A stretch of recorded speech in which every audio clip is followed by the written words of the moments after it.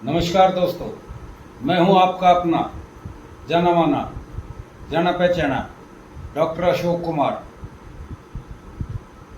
सेवानिवृत्त वैज्ञानिक, चौधरी चरण सिंह हरियाणा कृषि विश्वविद्यालय हिसार अथवा लुवास, या आप कह सकते हैं Lala Lajpat Rai university of veterinary and animal sciences Hisar.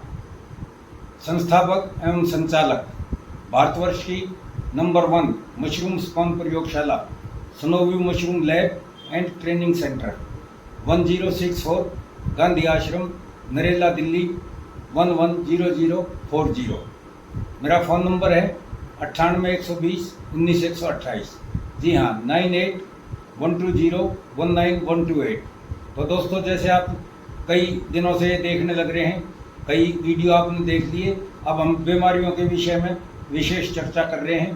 तो आज की इस वीडियो की जो बीमारी है वो है आपकी बटन मशरूम की ब्राउन प्लास्टर मोल्ड बीमारी। जी हाँ दोस्तों, मेरा चैनल है @Dr. अशोक कुमार 7966, और इसके अगर आप बीमारी के बारे में ज़्यादा अच्छा ज्ञान लेना चाहते हैं तो इसको देखने से पहले आप इसकी संदर्भ वीडियो नंबर 55, 56 और 66 हमारे इसके चैनल का देख लें, तो आपको ये वीडियो भी अच्छी तरह से समझ में आएगा और आप इस बीमारी से काफ़ी हद तक बच पाओगे या अपने आप को, अपनी मशरूम को बचा पाओगे। तो दोस्तों, जैसा कि ब्राउन प्लास्टर मोल्ड है, आइए अब मैं आपको लेके चलता हूँ कि ये इसके पोस्टर के ऊपर, कि जिससे आप अच्छी तरह से इसके फोटोग्राफी वगैरह देखें और इसके बारे में जो लिखा हुआ है उसको आप अच्छी तरह से समझ सकें और इस बीमारी से आप अपने आप को बचा सकें। तो दोस्तों, जैसा आप इसमें देख रहे होंगे, ब्राउन प्लास्टर मोल्ड रोग, पॉपुलर स्पोरा बाइसिना, ये इस फंगस से ये बीमारी फैलती है। और ये शुरू में इस तरह की सफ़ेद सफ़ेद होती है नीचे से जब देखेंगे, और बाद में फिर इसी का रंग बदल के ये ब्राउन ब्राउन हो जाता है। मतलब जैसा ईंट का खोरा होता है, ईंट का, पिसी हुई ईंट का रंग है, उस तरह का हो जाता है। मैं आपको कई बार कहता हूँ, जब आप मेरे से वो करते हो कि जी ये बीमारी है, तो मैं कहूँगा आपसे कि आप नीचे से फ़ोटो खींच के भेजो। तो दोस्तों, उसका नीचे से फ़ोटो खींचने का मकसद ये होता है कि ये बहुत सी बीमारियाँ आपकी इस तरह की हैं जो हमें एकदम नीचे से पता लग जाती है, तो इसलिए हम वो करते हैं। और इसीलिए मैं आपको कहता हूँ कि कलर्ड पन्नी, रंग बिरंगी नीली, पीली, हरी, ये पन्नी 2 नंबर की, वो आप बिल्कुल ना लगाओ, क्योंकि उसमें एक तो कुछ भी नहीं दिखाई देगा, और ये शीशा पन्नी जब आप लगाओगे तो आराम से इसमें ये सारी बीमारियां वगैरह आराम से चमक जाएंगी, और हमें जो है आपके यहाँ बीमारी की पहचान करने में आसानी हो जाती है और उसका इलाज बताने में आसानी हो जाती है। तो दोस्तों, इसके लक्षण, ये पहले क्या होगा कि ये सफ़ेद एक वो फैलेगी सफ़ेद रंग में ये फंगस, और फिर धीरे धीरे बदल के ये हो जाती है। तो आप ये समझते हो कि ये तो मर गई है, और अब इसमें हो जाएगा। जहाँ जहाँ ये फंगस होगी नीचे, ये ऊपर भी दिखाई देती है और नीचे तो खूब दिखाई देती है, और ऊपर भी खूब आती है, सफ़ेद भी और ब्राउन भी।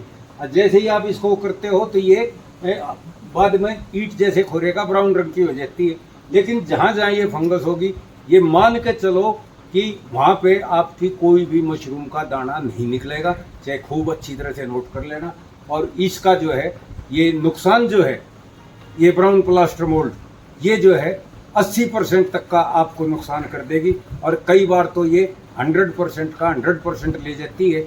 और इसका जो सबसे बड़ा कारण है, एक तो ये गंदगी में आप कंपोस्ट बनाते हो, नीचे आप पन्नी नहीं बिछाते, कहने के बाद भी नहीं बिछाते, क्योंकि आपको वो पन्नी फट जाती है या उसमें जेली लग जाती है, उसमें टंगली लग जाती है।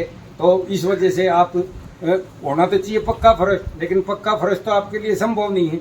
तो अगर पक्का फर्श नहीं है तो कम से कम आप एक अच्छी जो है ना केबल ग्रेड की वो आती है, प्लास्टिक शीट आती है, उनको आप इस्तेमाल करो और उसके ऊपर ही भिगो, तो आपका वो नीचे से ज़मीन से कॉन्ट्रैक्ट नहीं होने पाएगा, और वो अच्छी तरह से आपका कंपोस्ट उस पर बनेगा और गंदगी नहीं फैलेगी। और पानी जो है ना, इतना नहीं कि भाई पानी देना है तो आप 3 इंची 4 इंची जो है ना वो सूंडवा लगा के हैं, और 5-7 आदमी पकड़ के उसको खड़ा कर रहे, और वहाँ से उसमें लगा दिया फक फक फक फक, और पता लगा कि वो सारा आपने खेत का खेत भर दिया, और फिर वहाँ कई दिनों तक कीचड़ मचा रहा। तो मतलब गंदगी में अगर आप कंपोस्ट बनाओगे तो इसका सबसे बड़ा कारण है। और इसमें आपके कंपोस्ट में नमी भी ज़्यादा होगी। तीसरा, मशरूम बिजाई के समय व जाड़ा फैलने के समय तापमान भी 25 डिग्री से ज़्यादा होगा, जब भी आपकी ये बीमारी फैलती है। इसी तरह से कंपोस्ट का पीएच भी ठीक नहीं होगा। जिस तरह से आपको वाइट प्लास्टर में बताया था, इसका भी जो है ना पीएच आपका 8 से अधिक होगा, तो जब आपकी ये ब्राउन प्लास्टर मोल्ड बीमारी भी आएगी। अब इसका आपको ये देखना है कि आप इसका प्रबंधन कैसे करें ताकि ये कंट्रोल में रहे और आपके यहाँ ना आए। तो इसके प्रबंधन के लिए सबसे पहली चीज़ है कि आप कंपोस्ट बनाते समय स्वच्छता का विशेष ध्यान रखें और कंपोस्ट में पर्याप्त उचित मात्रा में जिप्सम का प्रयोग करें, जिससे पीएच ठीक हो। ये नहीं कभी ज़्यादा डाल दी या कम डाल दी। दोस्तों, कंपोस्ट बनाने के सूत्र सही इस्तेमाल करना आपको ज़रूरी है। अगर आप कंपोस्ट बनाने का सूत्र ढंग से इस्तेमाल नहीं करोगे, ठीक सूत्र को नहीं अप्लाई करोगे, तो आपके यहाँ कोई ना कोई बीमारी कथक नृत्य करती पाएगी और आपको वो नचा मारेगी और आपको जो है ना मशरूम में बहुत भारी घाटा लगवा देगी। तो इसलिए इसका जो है तापमान का भी विशेष ध्यान है। अगर आप अगेती बोओगे, मैं पहले भी बता चुका हूँ कि अगेती जब बोओगे तो आप ये समझ लो कि आप कई बीमारियों को उनको न्योता दे रही हो कि भाई आ जाओ और हम आपकी जो है ना पूरी देखभाल करेंगे और आपको पूरा अच्छी तरह से पालेंगे।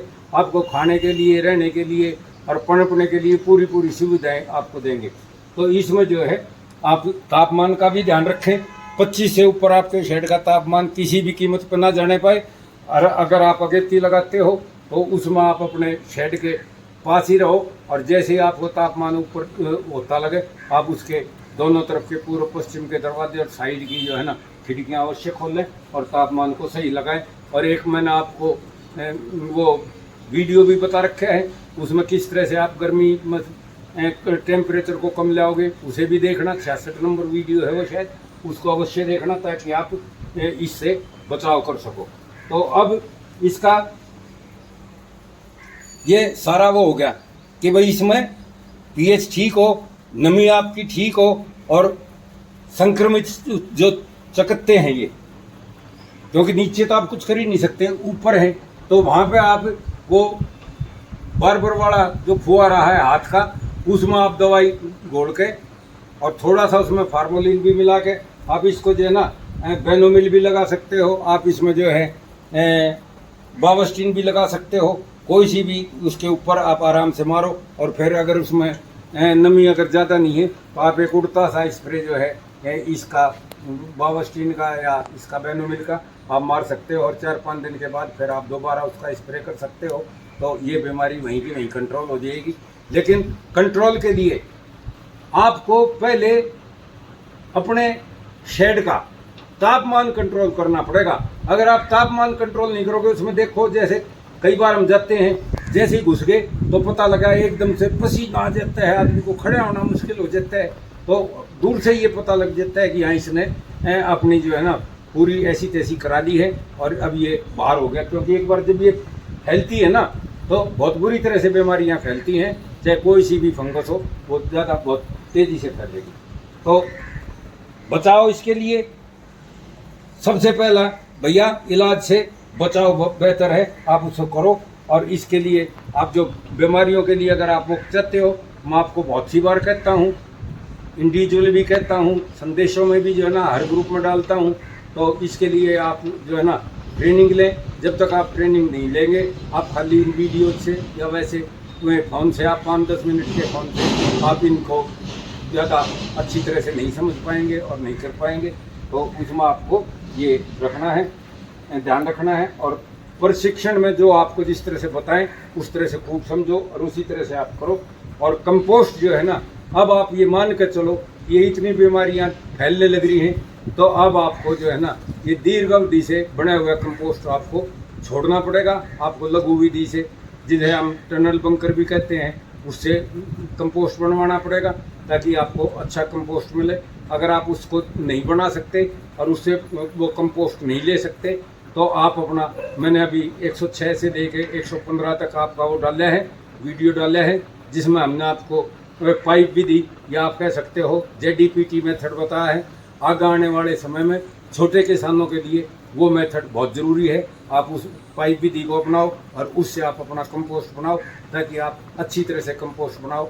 और पूरा पास्चराइज नहीं तो कुछ हद तक तो पास्चराइज हो जाए। लंबी विधि में या दीर्घ अवधि विधि में तो आपका कंपोस्ट ठीक नहीं बनेगा। अगर आप इसको अच्छा करना चाहते हैं और छोटे किसानी से अपनाना चाहते हैं तो आप इसको जेडीपीटी मेथड को या पाइप विधि द्वारा कंपोस्ट बनाने के मेथड को आपको लगाना पड़ेगा और उसी से आपको बनाना पड़ेगा। और अच्छी जगह से आप इसका मशरूम का स्पॉन खरीदें, जो अच्छी लैब हों, शनाख्तदार हों, उनके पास अच्छे संसाधन हो।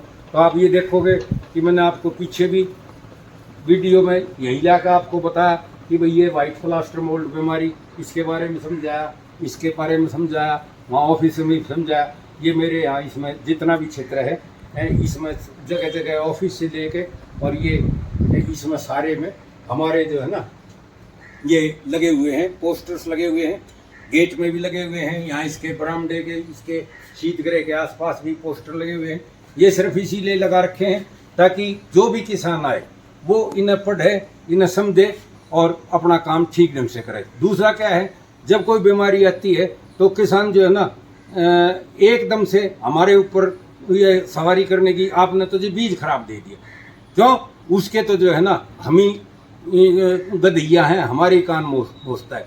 तो हम उससे ज़्यादा बहस ना करके हम उसको ला के और जिस जो भी बीमारी हो, क्योंकि हम तो बीमारी को पहचान लेते हैं, तो जो भी बीमारी होती है उस बीमारी के पोस्टर के आगे ला के खड़ा कर देता हूँ कि ले भैया इसे पढ़, अब इसमें देख ले, ये तेरे लिए अभी तो नहीं बनाया, पहले से लगे हुए हैं, पहले आता था जब भी लगता था, तो इसको देख ले और अपना जो है ना अब इलाज कर और आगे से सावधानी बरतिए।